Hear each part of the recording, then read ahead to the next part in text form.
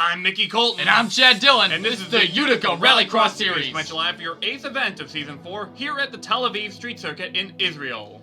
I'm going to tell you one thing here. This is probably going to be the most tightly contested race I think we've had in Utica Rallycross Series ever. That is correct, Chad, and it's such an interesting circuit. There's not really a lot of high-flying jumps. There's not a lot of crazy dirt sections. No. It's all street circuit and turning. It's going to be just a matter of who is the best technical pavement racer. And we know who the dirt devil is. That's Tyler Binoy, of course. But who is the best pavement racer here? Because we rarely see a track that's just straight pavement and it's just all about turning. No jumps, no... Exactly. I mean, it's not a lot of luck involved. You can't get momentum off ramps. It's pretty much completely technical. And if you messing up, it's all you. You know, sometimes when you're in dirt courses and stuff like that, sometimes you can't control what's going to happen. Where this race event, you have complete control of your car, and it tests every limits of you as a driver. Let's take a look at the starting order. Is there any names here that stand out to you that may do well today? You know, I got a big one here. I'm going to say actually Neal Evans, because this is more of a normal driving setting. I feel like he might actually do pretty well today. Yeah, Neal Evans coming from a sports car racing background. He could have a good show today. Exactly, Fitzwater is one to watch out for. Blackpool didn't really have a lot of dirt sections, so he could do well today. We got a new driver on track, Caitlin Stringer. We'll have to see how she does later in the event, but we'll get to that when we get there. But any drivers here going later that you may find in victory lane today? You know, I think another big one is with the momentum right now. I think it's going to be Stephen Carter. Stephen Carter. Yeah, no, I think Stephen Carter. He's really doing really well in the tail end of this season. Let's see if he can pull through. Neal Evans, Bigger Papa, in car number 17, the father of the Black Mamba, on track. Let's see what he can do. Yeah, we don't have any dirt to test him. Like I said before, it's completely technical. Now here we're going on. This is a very complicated track. We're going to try and guide you through it. It's a lot of turns, a little misdirection. You got to know where you're going. This is the only jump in the course. Yeah. It's right near the water there. I'm surprised that place doesn't get much flooding, but we'll see. I think it's kind of a lock for boats or something normally, but here we go on to a raised highway section of the course. This just weaves through the city of Tel Aviv. Such a beautiful looking city, Chad. Oh yeah, no it is. And back to the track here. This section right here is probably the most toughest spot of the event. You have so much momentum coming down that ramp from the highway that it's really hard to put the brakes on to make it smooth. And here we have another one of these chicane sections. You have to go through these two little bus stop areas. Going through the final section of the course, Neal Evans about to set his final lap time. And it's a 1:73, so not bad for him, but this is a new track in the schedule. We don't know what is considered a good time here. Exactly. We're going to, break it down, each race driver. Next up, we have Ray Davis, Captain Clutch, not going late again. He's going to be an early bird for this event. Early Bird Davis, we're going to start calling him. Now, Ray Davis is a very skilled driver, but his only win came at the SAR Speedway in season number 1. So he's a little bit more of a dirt track kind of person, I would say. I'm curious as to what he can do here. Plus, he hasn't been in the car last season, so he didn't really get much training over there. Oh, hits the sidewall there, threw him off, but it might not be too bad because you're going to have to break down here eventually. So if you can hit the turn right, it might catch you up in time.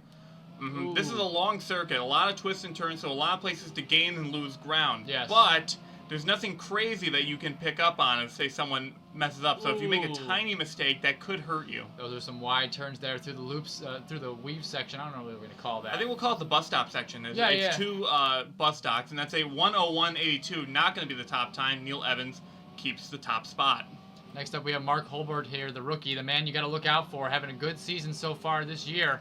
We'll see how he can do here.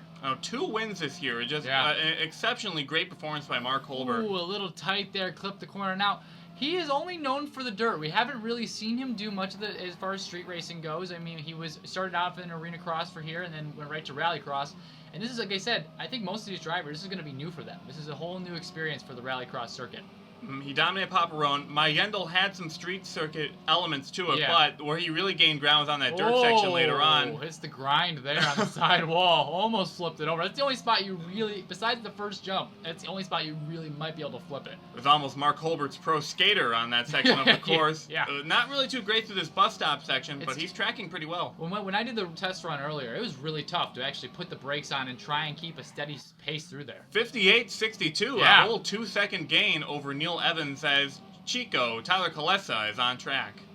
Yeah, now he's had a very lackluster season so far. I mean, it's a lot of been ups and downs. He hasn't been able to stay on track, and it's been tough, especially after the season he had last year. Now, the one solace that he does have is that he did really well at Elkhorn Pike, which is half street circuit. Yeah. So I think Tyler Kulesa, could have a good chance today. Maybe pick it up a little bit. He seems to be kind of alternating, and this is an even number race. He tends to do better in the even numbers. As we've if that means anything. As our in the universe. Statistical analysts have been telling us all this nonsense. But thanks, it's the Andy. turn a little wide. Oh, that's gonna kill him for time. Yeah, not going to be a good race for him, unlike what Andy said, yeah, our Andy. statistician. Yeah, Andy. We'll get rid of Woody and get out of here. All right, now we're going through the bus stop section. This is not going to be a good time for him. Let's see, he's going to have to try and at least salvage something out of this. Going through the final stage of the course. Ooh, slowest overall. 33. Not a good time. Next up we have the Thunder, William Duncan. Yes, William Duncan on track. He's looking for a bit of a turnaround. I was talking to him, and he's not really too sure about his abilities as a driver. He's been really questioning himself as of late. I know, he had a good momentum. He's pretty steady throughout the season. In the last couple races, he's really just struggled, and it's been tough to see. I mean, he had a lot of momentum last year trying to get into the competition and for the championship run. This season, he stayed steady. He's with the pack, and I think he's starting to drop off. Yeah, I think Duncan even hinted at a potential retirement if things don't start turning around. Oh, so, really? I didn't hear that. Yeah, it's a lot of our drivers from olden days are starting to get knocked out by these rookies. Oh, he's hitting every single wall, but he does hit that corner really tight because he lost a lot of momentum from hitting the brakes there. Yeah, I have no idea what this run's going to yield. He really struggled early on in this one, but he's handling this bus stop pretty well. Not bad at all. If he can hit this final turn really smoothly. Let's see how he goes. Coming to the line. That's the second fastest time, 59.34. I wasn't expecting that. Yeah, no, I mean, he got a lot of ground with that sharp turn, like I said. Even though it looks slow, if you can carve it really, really tight, it can make up a lot of ground. Next up, it's the Fox, James Silverfox out of Germany on track. Let's see what he can do. Now, James Silverfox, in his return, has not yielded great results. He's been fairly slow. He's made a lot of mistakes. Yes, exactly. Every Fox has to learn. When you have to swipe or no swiping. You don't want to swipe. You don't want to take it away. I'm just saying. Sorry. Did you take your meds today, Chad? No, I'm a little tired. All that international travel starting to get to you. I don't know. I saw Dora on the plane. It's in my head, and I got a daughter now, and she watches Dora a lot. What do you want? What do you want? Oh, no! That's a shame for Silverfox. He was doing okay up to this point. Was a little slow getting into the hairpin, but that's going to hurt his time a little bit. Coming to the line, what can he do? Third fastest, a 59.68 for Silverfox. A little bit better than he normally gets. Man, if he didn't hit that little bump, that little edge there, oh, man. Oh, not a good start for Zachary Fitzwater Sr. I know, and we were thinking that Big Papa was going to put on a big show here today, but already an issue early on. Yeah, but you can't call it quits yet. There's a lot of room to recover in this race event. And just like the way the cars sail over that. Imagine if you were a boat on the harbor just looking at it, and you just see a car kind of arc up from the ground. And it's in slow motion, like a Free Willy sort of scenario. Yeah. But Zachary Fitzwater Sr., he's making up a lot of speed on the highway section and keeps it grounded, too. I'm surprised. And he hits the turn really smooth. Oh, if he can finish this last leg really well, the bus stop's what's going to trip up a lot of people. Can he slalom through this well? Let's see. Oh, pretty smooth. He's staying pretty straight. Didn't take any wide turns yet. Here's the final stretch. Almost hits the side wall, but he's coming to the end here. He's really making use of those track limits. Oh, 57.90. That's a great time for Zachary Fitzwater. Good job, Zachary Fitzwater. He may be on par for a second career victory as Josefa Nesto is on track. It's D Zoneskos, who's been running pretty bad this year. He's running bad right now. Yes. Oh, man, hitting every single sidewall. Man, he must be having a steering issue. Joe, you must have missed a wall over there. Yeah, what are you doing there, Joe? Yeah, Josefa Nesto, Team Motorsports was a new team for this year, a combination of John Ciadino's team, Ciadino Ed Motorsports, and Josefa Nesto's TN Motorsports. It just hasn't worked out.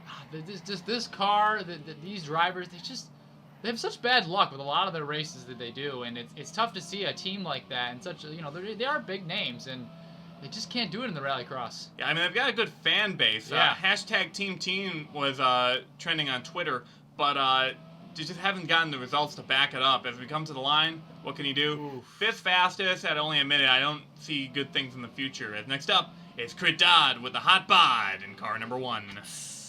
Oh, man, it's too hot. It's too hot to commentate It over. is hot out here today in Tel Aviv. The sun is shining bright on the city streets, so maybe Chris Dodd can make something work here today. He's in his element. Me and Richard Johnson, we had a good time with Chris Dodd the other night. He is joining the Rat Pack. He's having a good time with us. Don't you worry about a thing.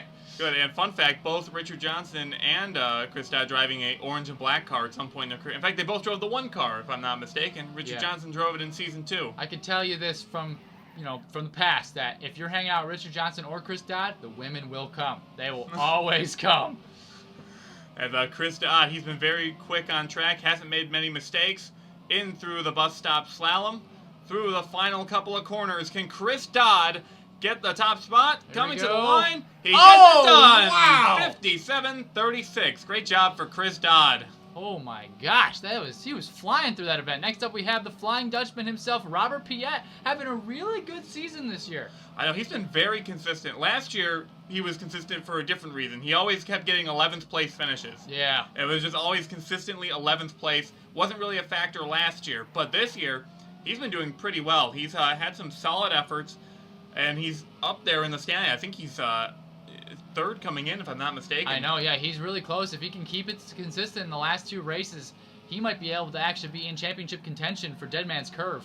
Now, Robert Piet, a CEO of his own racing enterprise, races as a kind of a hobby now since he has a lot of business responsibilities. Did a lot of sports car racing like Neal Evans did. Yeah. But right now, he's really taking it to these drivers on the rallycross circuit. Coming to the line. Here we go. What's he got? Wow. 58-53. A really good time for Robert Piet. Third fastest. Great job for Robert Piet. Next up is double the S's, double the successes. It's the Finnish driver, Conrad Wilson. Conrad Wilson. I don't know. It's Conrad Wilson. Things have been having... things have not been great for Conrad Wilson as of late. He's not had a lot of good runs. You know, wrecked out as the last guy up last week in Dubai. I had to say though, early in the season when we were at Yuma, I saw a lot of potential in him. He had a really decent run. I thought that Michael Aurelio really showed him well, and it's just not cutting it this season. And I feel we've been kind of spoiled this year since the rookie class has been impeccable this year. More rookies have won than veterans this year. I know, it's been crazy. I mean, the veterans are just holding back, watching the rookies take over. A lot of those veterans are starting to drop out, too, so we're going to have a bunch of rookies if we do it in our next season. Conrad Wilson is tracking really well, coming to the line. Conrad Wilson to the top spot at 56-73. Woo! Did you think the times would get down to 56 this race? I thought it was going to be over a minute for most of this time. It's a long racetrack, but wow, Conrad Wilson. Great job for him. Next up, it's the Phoenix, Esteves Cortez. Let's see what he can do here today. Unfortunate run last week in Dubai. He had a really good time tracking, hit a Cortez turn. Yeah, no, it really killed him. I mean, he hit the jump perfectly, which was tripping up a lot of drivers this time around. And now we're at Tel Aviv and see how he can do. As Cortez is working his way on the highway section of the course, going into the hairpin. Let's hope he doesn't Cortez it. He does not. Oh, yep. He gets around a little slow, but he might be able to make it up for it in the bus stop area. Going down this long straightaway, and this is really tight. The thing that throws off these drivers is that these bus stops are pretty close together compared to the front stretch. Oh, they are, and look how much speed he has coming to the line here. Can he break a minute? He does break a minute. Yeah. 4th place overall. Not going to be the top spot that he wanted. But here's a driver to watch out for. Shawn Angels, who last race won the race, and he messes up really early on. Cortez turn came a little bit later than the Cortez run. I think Shawn Angels was trying to dig a little bit too hard there. He hit that inside wall. He was trying to cut too much off his distance. Oh, I think he's got a steering problem too. This is going to really kill him for the rest of this race. Yeah, Evans Engineering Incorporated does a great job with these cars, making them nice and sturdy, nice and durable despite their design. Yeah. But even when you hit a wall like that, it can mess up your steering, which is an issue. As he's trying to fight, you can kind of see it in there. He's kind of jerking that car around. Yeah, he's kind of pulling against it. It's kind of hard. Now he's going to hit this final stretch here. Oh, almost clips it. But actually, it was very smooth coming around the hairpin there. Actually had a lot of speed. As he comes down this late straightaway, goes through the bus stop slalom. He's going to try and keep this car under control. Oh, man, here we go. Here comes the line, hits the wall. It's going to really slow him down. I don't think this is going to be a good time. Coming to the line, it's a 1:03.51. That's the slowest time so far. He's going to go from the top to the bottom. Next up, we have the Dirt Devil himself, not in his habitat. Tyler Binoy. Now, Tyler Binoy is a very good all-around racer as well. We give him a lot of credit on dirt, that's where he excels, but he's had a lot of solid runs at tracks like Dubai and Hong Kong, so I wouldn't put it past him to do well here today. Yeah, and so far, a pretty good start here. He got through the jump there. Now he's just got to get through this nice highway section here, which is actually probably the easiest section of the course. You build up a lot of speed, and you just have to hit the hairpin as smooth as you can. This bend here gets a lot of those drivers. We saw Ray Davis struggle over there. It's just hard because the force of it all really sends you wide. Actually, that helped him out just like Shawn Angels did. It gave him a lot of speed and able to turn and whip the car around. But we're in rallycross. We're not in street league skateboarding. These drivers seem to have gotten the wrong memo. Yeah, but Tyler Binoy actually showing his stuff. Oh, almost clips the corner there a little bit. It's going to really kill him in the time. Let's see what he can do. Fifth fastest overall. Not what he was expecting, but not a bad time for him overall. As next up, Caitlin Stringer making her first start. Now, Matt Duell got injured last week, had a head injury after he made heavy contact with the finishing pylon. Yeah, that was a tough. With the cockpit of his car, and he's all right, he's responsive, but he can't be in the car for the rest of the year. So they put in girlfriend and fellow racer Caitlin Stringer, who actually was going to run that Dead Man's Curve last year, but it was determined that the track was too difficult for a rookie. So they decided to hold back, let Duell finish out the season. Oh, I mean, it's so hard. I mean, any rookie that's going to Dead Man's Curve, I mean, especially the opening jump. But back to Dubai, I heard that the track designers, after those mishaps, a lot of people almost hurting themselves in that final checkpoint are actually going to push back it and so that they don't hit it next season. Yeah, we'll have to see what those changes can do. And wait a second here. Look at this time that Stringer is getting. She is tracking pretty well. Coming to the line. A 56.27! Caitlin Stringer has never driven one of these cars before. And she's already got the top spot, baby. She was ready to go to Dead Man's Curve. She could have won that thing last year. She almost broke 55. She almost broke me.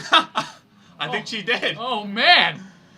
As Nathan Hudson's kind of forgotten about now, as we're just so in awe of Caitlin Stringer's time. I mean, the Purple Nurple. Let's talk about the Purple Nurple here.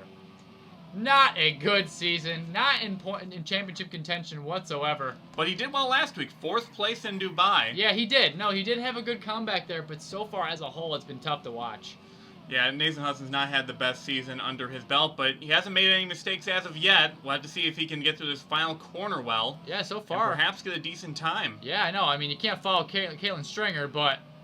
4th place. Yeah, 57.89. Wow. I feel bad that Hudson got overshadowed by Stringer's run before. Yeah, no, it blew away. Now, the man to look out for is Stephen Carter. The reason why I said Stephen Carter, not because he's, leading in points right now, mainly because he's a very technical driver. He is very consistent. He is Mr. Consistency. And this is the kind of track for him. I've heard some drivers say that I almost feel like just like an AI driving the Carter machine. He's just so perfect in each corner when he takes it. Yeah. So he's just someone that really knows how to get around a racetrack and keep the car clean. He's only ever wrecked out of a race once. Yeah. So, Stephen Carter is a driver that I definitely would say is a favorite going into this championship hunt. Look at that. He didn't mess up at all. He kept all 4 wheels on that whole highway section really smooth. Now he's going to be challenged here in the last final stretch. Very nice. A lot of speed. A little tight there on the final turn. Can he keep a lot of speed coming to the final race? Here we go. And it's going to be a 3rd place effort for Stephen Carter. That's really going to help his points run. And Colin Bartel in the 12 is on a bit of a gain in the standings. Yeah. He finished 2nd 2 weeks in a row. Nairobi and Dubai. He's kind of liking this Middle Eastern African swing. So see if he can maybe do well here in Israel as well. Can't call him Mr. Inconsistency right now. I mean, he is right on par with the way he should be driving. I mean, we always said that he is a good driver. It's in him. It's in them. He can definitely pull out some good wins, and he has. Having 3 wins under his belt, he's shown us. Yeah, he got all 3 of them in season number 2. He's looking for that another. No! Chad, you were saying earlier that you didn't think anyone was gonna flip it here. There would be no DNFs. Yeah. That was almost a DNF. Yeah, he would have definitely gotten last place if he flipped it, but he kept it, so he might be able to finish and still beat out Tyler Kulesa and Shawn Angel. Let's see, he's tracking a little bit better than them coming to the line. A 1:02.02, so he does beat Kulesa and Angel by about a second. As next up is the stuntman, Seth Cole, who's a little bit disappointed to be coming here today. I caught him sleeping before he actually went up to bat here. He's like, well, There's only one jump. Let's see how he hits it. Oh, hits Well, he hit time. that. Yeah. He's a little mad, so we'll see what happens. Kind of drove it a little wide. Achoo! And he flies over. I try to cover up the sneeze there. Good job, Chad. Thank you. No one noticed at all. No. As Seth Cole really went wide in that jump. I saw a lot of drivers trying to maybe arc it so they land on the ramp, but not Seth Cole. Not Seth Cole. He decided to go for it, and he's tracking really well here right now. Yeah, exactly. I mean, he hit the little wall there on the highway, but it didn't slow him down too much. Final stretch here. See how he can do. This is the hardest part in the event, in my opinion. Now, a lot of people think stunts is, it's just all jumping and doing cool stuff, but the slalom is quite a difficult maneuver to do in a race car. Oh, it is. It is probably one of the hardest, especially in these events. Whoa, hey, Whoa! Seth Cole, the stuntman, 56-53. Hey, maybe he's good at these flat tracks as well. Yeah, he was sleeping before. Maybe that power nap really gave him a boost there. No, he didn't even look at the track. He was... Yeah, no, he just went right into it. Holy crap. But next up, we have the mighty, mighty Tiger, Chris Aurelio. It is the last driver on track for today, so he's the last chance to dislodge Caitlin Stringer at the top of the board. This is going to be a tough one here. Very tightly contested top 5. Can he even get into the top 5? It's been a good race event today. Yeah, Chris Aurelio has not had the best season. He's been under the radar, well, out of the spotlight, I want to say. Yeah. Just really hasn't been doing anything amazing this year, but he's got a good run so far. Let's see what he can do with it. Yeah, see if he can dethrone Caitlin Stringer with that unbelievable run by the first-timer rookie. Holy crap. But here we go, coming to line a little slow through the bus stop section. Let's see, final corner. Chris Aurelio to the line, and that's going to be 4th place. So Caitlin Stringer, her first start, her first victory. Wow. How about that? Man, I think Matt Dool, I might just want to stay in the hospital there. Matt Dool's just going to want to stay in the pit box now. Seth Cole in 2nd place, followed by Conrad Wilson, a great performance from him. Chris Aurelio to 4th place, Stephen Carter rounding up the top 5. Then you got Chris Dodd with a hot bod, and Nathan Hudson with a very good, steady run for him. Second top 10 of the year. Yeah, and Zachary Fitzwater Sr., Esteban Cortez, and Tyler Binoy rounding out your top 10. Yeah, a lot of good drivers up in that top 10. I do want to give that shout out to Nathan Hudson. Look at those. Those are all within 2 seconds. Like, that top 10 is so tightly contested. Yeah, it was such a close event today. Let's take a look at the top 20 now. Robert Piet, 11th place. Like we mentioned, he got a lot last season. Mark Hobart, 12th place. We thought that time was going to be top of the board. Oh, yeah, I know. I mean, look at what I said. Even here, they're all pretty close. I mean, it was just such a good race. William Duncan, James Silverfox, a little bit better finish for him, but still not what he wanted. Josefa Nesto in 15th. Then you got Neal Evans, which he didn't do as well as I thought, followed by Ray Davis, Colin Bartel, Tyler Kulesa, and Shawn Angels. Man, those are some tough breaks. That's actually Shawn Angels' second last place finish of the year. Yeah. So not. He went from first to last the past 2 race events, and not a good showing for him. Yeah, not a good showing for him. And we mentioned with Neal Evans, I think him finishing 16th was more of an issue of going up first on the race. Yeah, no, it's tough. You get lost through it. Let's take a look at your point standings. Stephen Carter still leads the standings. He's got 9 points over Chris Dodd. Robert Piet, 3rd in points. Yep. Followed by Zachary Fitzwater Sr. and Mark Hobart rounding out your top 5. They're 1 point away from each other. Oh, it is a close battle for them. Then we get followed by Seth Cole, Ray Davis, Chris Aurelio, Todd Binoy really going back. He's not probably going to be in the championship contention as far as I see. And then Esteban Cortez dropping tremendously. And Tyler Kulesa and William Duncan are the only other drivers that are mathematically eligible to win the title. Shawn Angels goofed it up here today. He's in 13th. Not going to be able to run for this title that run. Killed him. Wilson, even though he had a good finish, it was just a little too late. Colin Bartel rounds out the top 15. Then you got Matt Dool, which hopefully he recovers. But Caitlin Stringer really showing her stuff today. Yeah, Stringer actually gets more points than Silverfox and Evans, who have been running for 3 races. Yeah. So, just to show you how well Stringer did on this track. Well, we had a great race here today. I really enjoyed myself out here in Israel. But next week, we're going to be heading to the Hong Kong street circuit. So 3 street circuits in a row, but this one's going to be a little bit more high-flying and tough. Hong Kong is probably one of my favorite events of the series, and that's why we bring it back every single year. Yep, so we will see you next time on the Utica Rallycross Series.